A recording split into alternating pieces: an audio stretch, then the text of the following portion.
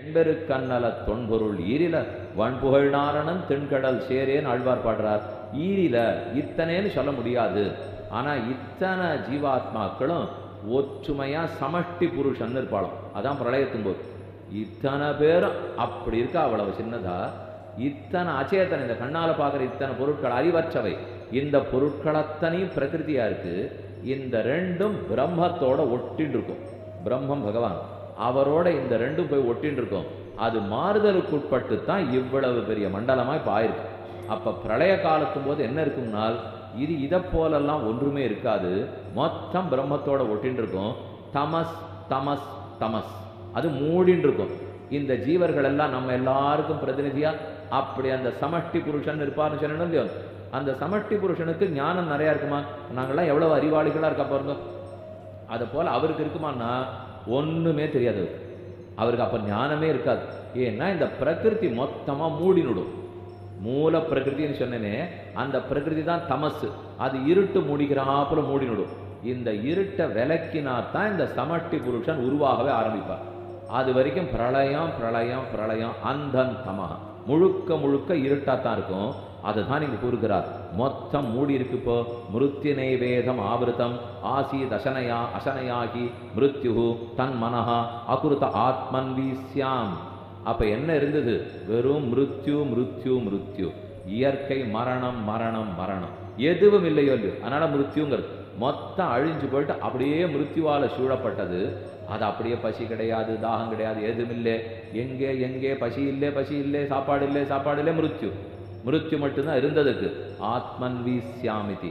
அப்பதான் பகவான் நன்னா சங்கல்பம் எடுத்துக்கிறார். இது இதுவும் நம்மோட ஒட்டின்னு இருக்கு. அச்சேதன பொருள்கள்லாம் ஒட்டின்னு இருக்கு, சேத்தன பொருள்கள்லாம் ஒட்டின்னு இருக்கு. இப்போ இன்னொன்று சொல்றேன். அச்சேதனம்னா என்ன, சேத்தனம்னா என்ன? நல்லா யோசிச்சு பார்த்துங்க. சைத்தன்யம் அப்படின்னா ஞானம், அறிவு. சைத்தன்யம்னால் அறிவு. அறிவு இருக்கிறதா இருந்தா சேத்தனம்னு சொல்லுவா. அது ஆறு நான் தான், நீங்க தான், நம்ம ஒத்தொத்தருமே ஆத்மாவோ இல்லையோ. அப்ப அறிவு இருக்கிறதெல்லாம் ஆத்மா, அது சேத்தனம்னு சொல்லுவோம். அறிவற்றது ஞானசூன்யம். இப்போ இதுக்கு அறிவு கிடையாது, கடிகாரத்துக்கு அறிவு கிடையாது, இந்த விளக்குக்கு அறிவு கிடையாது, மின் விசிறிக்கு அறிவு கிடையாது, மண்டபத்துக்கு அறிவு கிடையாது. இந்த அறிவற்ற பொருள்கள்லாம் ஜட பொருள்கள், அத்தனையும் அச்சேதனம்னு சொல்லுவோம். அப்ப சேத்தன அச்சேதனம், அறிவுள்ளவை அறிவற்றவை, இந்த ரெண்டுத்துக்கும் தலைவராத்தான் பிரம்மம் இருக்கார். இதுல நாம தெரிஞ்சுக்க வேண்டியது, அறிவில்லாதவையே இந்த ஜீவன் பிடிச்சுட்டு இருக்கார். இதோ பகவான் இருக்கார், இதோ ஜீவாத்மா இருக்கார், அவதான் அறிவுள்ளவர். இதோ மற்ற பொருள்கள் அறிவற்றவை. நடுவுல நாம நின்று இருக்கோம். எங்க சாயனம்? இவர் தான் ஜீவன். இப்படி சாயனமா இப்படி சாயனமா? நாம் இப்படி நின்று இருக்கோமோ இல்லையோ, இந்த அறிவற்ற பொருள்கள் பக்கம் சாஞ்சு இருக்கும். இப்போ அதனால அதை நோக்கியே சிந்தனை போறது.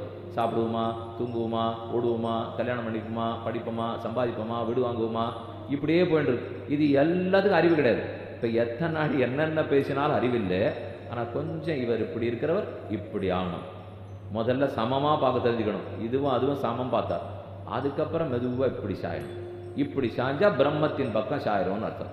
அப்போ இப்போ நாம் சாஞ்சிருக்கிறதெல்லாம் அச்சேதனத்தின் பக்கம், சாய வேண்டியது பிரம்மத்தின் பக்கம். ஏன்னால் இது அறிவில்லாதது. நான் அறிவு இருக்கிறவன், அவர் எல்லா அறிவும் இருக்கிறவர். இப்படிதான் வித்தியாசம். அறிவே அற்றது இது.